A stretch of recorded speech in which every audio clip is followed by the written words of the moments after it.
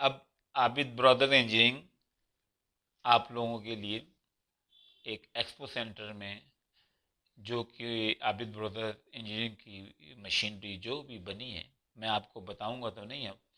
अब ये चीज़ें आप वहाँ एक्सपो सेंटर में 25, 26, 27 फरवरी को 2022 एक्सपो में आकर आप लोग खुद देख लेंगे क्या क्रिएटिविटी है, क्या चीज़ें जो न्यू हम लोगों ने बनाई हैं।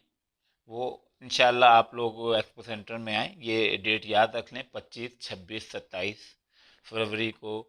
आप सब दोस्तों से, सब अहबाब से आर्गूमेंट है, आइए आके देखें, आप लोगों का दिल बड़ा होगा।